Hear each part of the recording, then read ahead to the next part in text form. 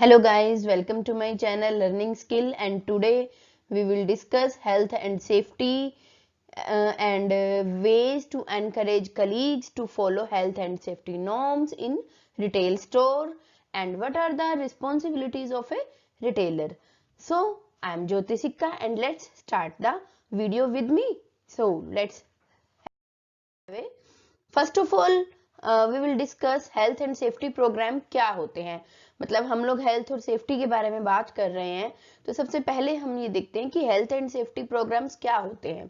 तो health and safety programme is a process for managing the prevention of work related injuries and diseases at the work place. मतलब health और safety programmes ऐसे programmes होते हैं जिसमें retailer work place के ऊपर, मतलब जहां पर उसका रिटेल शॉप है, रिटेल स्टोर है, वहां पर वो एक्टिविटीज को मैनेज करता है ताकि लोगों को चोट ना लगे, कुछ दुर्घटनाएं ना हो, वहां पर सेफ्टी के साथ सब लोग काम करें, कस्टमर्स की सेफ्टी का ध्यान रखता है और इवन हेल्थ का भी ध्यान रखता है कि जैसे उनको हाइजीनिक वातावरण देना, एयर का प्रॉपर अरेंजमेंट होना, ये सब हेल्थ में आते हैं। इसके अलावा सेफ्टी होनी चाहिए, वहां पर सिक्योरिटी होनी चाहिए, कैमरा वगैरह होने चाहिए, ये सब सेफ्टी प्रोग्राम्स के अंतर्गत आते हैं। सो नेक्स्ट हम लोग बात करेंगे रिस्पॉन्सिबिलिटी ऑफ रिटेलर, कि रिटेलर की क्या क्या जिम्मेवारी है कि वो अपने रिटेल स्टोर के अंदर ये इस बात का ध्यान रखे कि वर्कर्स की और कस्टमर्स की और इवन उसके खुद की और उसके कलीग्स की हेल्थ और सेफ्टी से रिलेटेड जो भी एक्टिविटीज हैं वो उनको अच्छे से पूरा करे। इवन इसमें मैनेजर से लेकर गार्ड तक की सभी की हेल्थ और सेफ्टी की रिस्पॉन्सिबिलिटी एक रिटेल एम्प्लॉयर की मानी जाती है। जैसे अभी देखिए कोरोना पेंडेमिक चल रहा है, तो सभी रिटेल स्टोर्स पर जो है फीवर चेक करने के लिए थर्मामीटर और हैंड सैनिटाइज करने के लिए हैंड सैनिटाइजर है। सभी वर्कर्स प्रॉपर मास्क लगा रहे हैं। कोई कस्टमर जिसने मास्क ना लगाया हुआ हो उसको एंट्री ही अलाउड नहीं है किसी भी रिटेल स्टोर के अंदर। तो ये सब भी हेल्थ और सेफ्टी नॉर्म्स में आते हैं। तो इनको फॉलो करना रिटेलर की जिम्मेवारी भी है, मोरल ड्यूटी भी है और ये according to the law compulsory भी है। तो retailer have the responsibility towards employees to ensure their health and safety at the work place, की वो ध्यान रखे कि सभी एम्प्लॉइज का हेल्थ और सेफ्टी का जो भी अरेंजमेंट है, जैसे पानी जो है वो शुद्ध होना चाहिए, खाना गर्म करने के लिए हॉट केस रखना चाहिए, या प्रॉपर एयर वेंटिलेशन, या उनकी यूनिफॉर्म, एवरीथिंग जो है इसमें कवर होती है। तो रिस्पॉन्सिबिलिटीज की अगर हम बात करते हैं तो सबसे पहला जो उसका काम है वो कुछ ऐसे तरीके ढूंढे जिससे कि जो उसके कलीग्स हैं वो अपने आप से ही हेल्थ और सेफ्टी के प्रति जागरूक हों, वो ऐसे काम करें।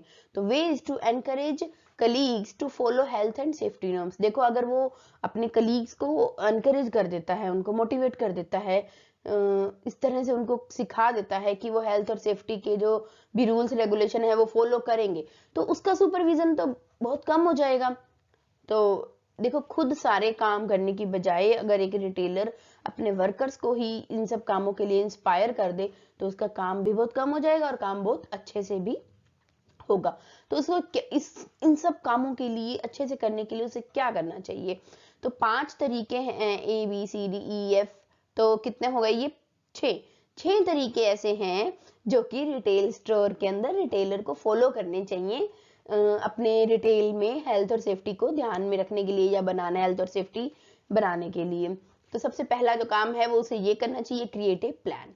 उसे एक जो भी मतलब वो सोच रहा है उसे एक प्रॉपर प्लानिंग के साथ काम करना चाहिए। देखो अभी सभी चीजें अगर हम रिटेल के साथ को रिलेट करें ना, तो हम अपनी लाइफ में डेली इतने सारे एग्जाम्पल देखेंगे कि हमें लगता है अच्छा हाँ ये भी हमारे सिलेबस में है, अच्छा हाँ इसको ये बोलते हैं, जैसे क्रिएटिव प्लान है। सभी रिटेलर्स आप देखोगे पूरा प्रॉपर प्लानिंग कर रखी है उन लोगों ने ना, इस पेंडेमिक में हेल्थ और सेफ्टी का ध्यान रखने के लिए।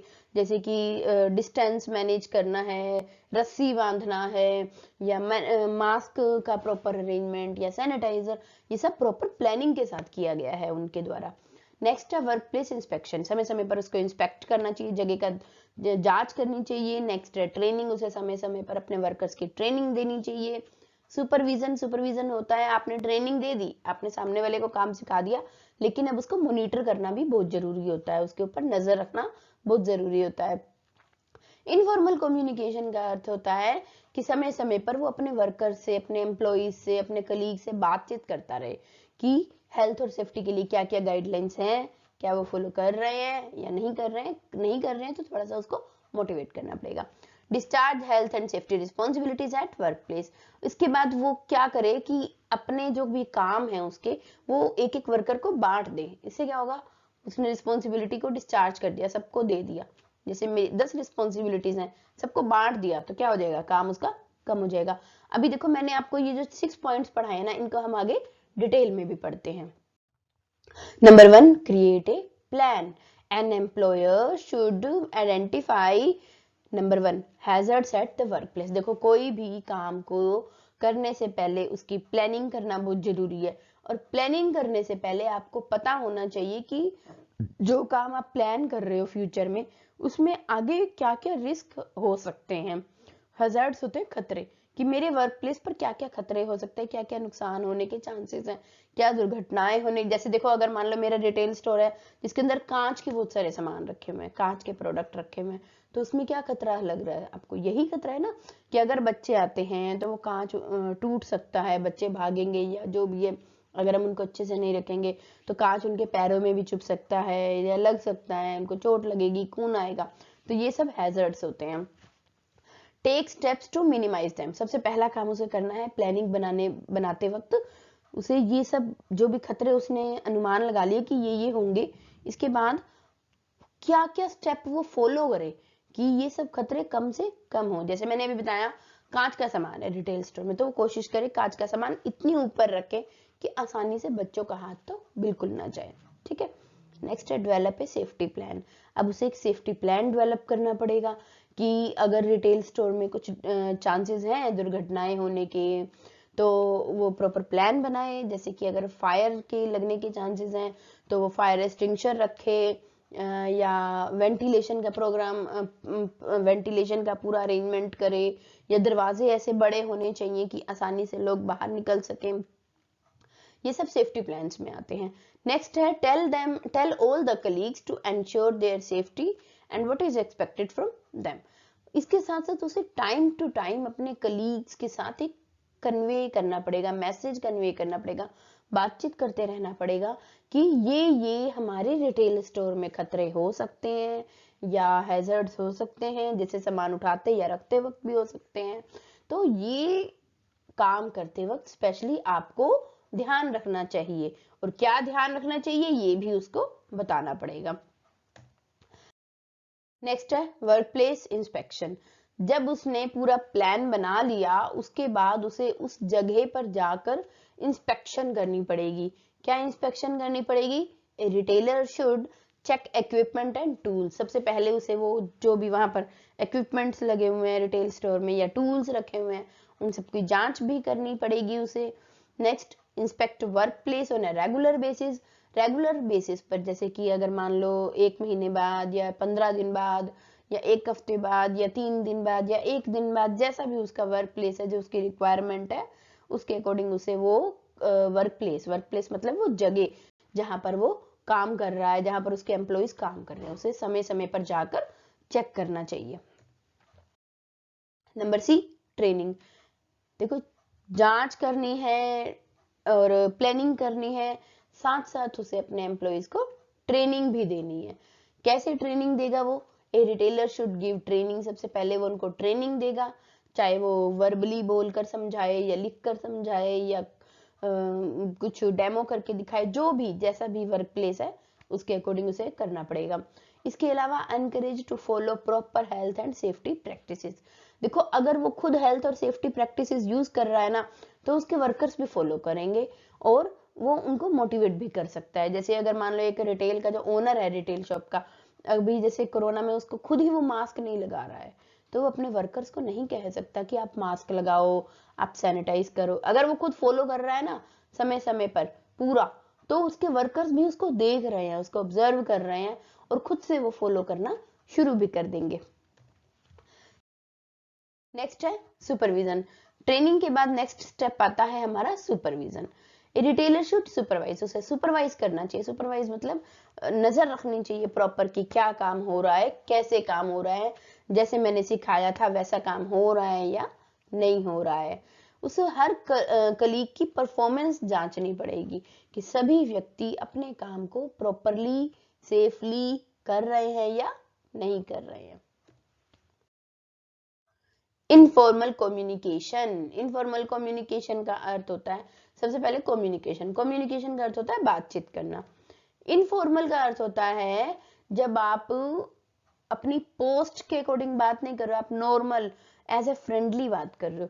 देखो, अगर एक एम्प्लॉयर जो मालिक है दुकान का, अगर वो अपने वर्कर्स के साथ फ्रेंडली बात कर रहा है ना, तो कहीं ना कहीं जो वर्कर है ना, उसके माइंड में एक फ्री वाली जो फीलिंग होती है, जो रिलैक्स वाली जो फीलिंग होती है, जब वो आ जाती है तो वर्कर आपसे खुलकर बात भी करेगा और आपकी बातों को मानेगा भी सही। तो अगर आप उससे फॉर्मल कम्युनिकेशन करते हैं, फॉर्मल कम्युनिकेशन का ये मतलब होता है कि मैं तो बॉस हूँ, तू मेरे से इतनी दूर खड़ा होकर बात कर, सर बोलकर बात कर, जी बोलकर बात कर, तेरी हिम्मत, मतलब ऊंचा आवाज में कैसे बोल गया तू मुझे, या मैं ऐसे बात कर रहा हूँ जैसे कि वो तो मुझसे बहुत छोटा वर्कर है। अगर आप ऐसे बात करते हो ना, तो वर्कर्स आपके साथ कभी फ्रेंडली नहीं होंगे, कभी ईमानदारी से काम भी नहीं करेंगे और दिल से काम नहीं करेंगे। तो हमें अपने एज ए रिटेलर, हमें अपने एम्प्लॉइज के साथ इनफॉर्मल कम्युनिकेशन कोशिश करनी चाहिए, एक लिमिट तक अगर कर सको तो जरूर करनी चाहिए। इसमें क्या होगा, वर्कर्स ना अपनी प्रॉब्लम्स भी बता देंगे कि ये हेल्थ और सेफ्टी जो रूल है, इनको चलाने में हमें क्या क्या दिक्कत आ रही है, और फिर अगर आपको वो बातें पता लग गई तो आप उनमें सुधार भी कर सकते हो और जो आपका वर्क प्लेस है वो अच्छा भी बन जाएगा। तो इससे क्या होगा, उन्हें एनकरेज कर सकते हो आप। Discharge health and safety responsibilities at work place. देखो, आपने उनको प्लान बनाया, काम समझाया, ट्रेनिंग दे दी, सुपरविजन कर रहे हो, प्रॉपर जांच कर रहे हो, सारा काम आप अगर अकेले ही कर रहे हो तो इससे क्या होगा, आपके ऊपर बहुत ज्यादा बर्डन हो जाएगा। इसके अलावा बहुत सारे ऐसे काम होंगे जो आपकी नजरों से दूर हो जाएंगे, आप नहीं कंट्रोल कर पाओगे। बेटर है आप अपने कामों को डिवाइड कर दो, अपने वर्कर्स को थोड़े थोड़े काम बांट दो। जैसे कि एक वर्कर की ड्यूटी लगा दो कि वो सभी के मास्क देखेगा कि किसी का मास्क तो नहीं उतरा हुआ। जैसे कि मैं बोलूँ कि जो मेरे कंपनी में ए नाम का जो व्यक्ति है, वो सभी के मास्क देखेगा कि किसी का मास्क उतरेगा तो ये ए की रिस्पॉन्सिबिलिटी है। बी नाम के व्यक्ति की रिस्पॉन्सिबिलिटी लगा दो, तुम चेक करो कि सभी वर्कर सैनिटाइज कर रहे हैं हाथ या नहीं कर रहे हैं। रिस्पॉन्सिबिलिटी दे दी, उसका काम खत्म हो गया। तीसरे वर्कर को बोलो, तुम चेक करो कि अगर वो कोई काम कर रहे हैं तो वो हाथ धो रहे हैं या नहीं धो रहे हैं साबुन से। बहुत सारी ऐसी चीजें। डी वर्कर को आप दे दो कि आप पूरे स्टोर में नजर रखो कि सभी के सभी 2 गज की दूरी जरूर रखें।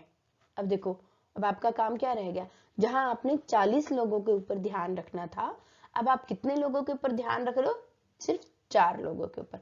ए को एक काम दे दिया, बी को दूसरा दे दिया, सी को तीसरा दे दिया, डी को चौथा काम दे दिया। अब आपको सिर्फ 4 लोगों के ऊपर कंट्रोल करना है। तो इसे कहते हैं डिस्चार्ज करना अपनी रिस्पॉन्सिबिलिटीज को। अगर आप अपनी रिस्पॉन्सिबिलिटी दूसरों को देते हो तो वो दूसरे खुश भी होंगे कि हाँ, हमें बॉस ने कुछ रिस्पॉन्सिबिलिटी दी है, मतलब वो हमें बहुत पसंद करते हैं, हमें बहुत अच्छा समझते हैं, हमें जिम्मेवार समझते हैं।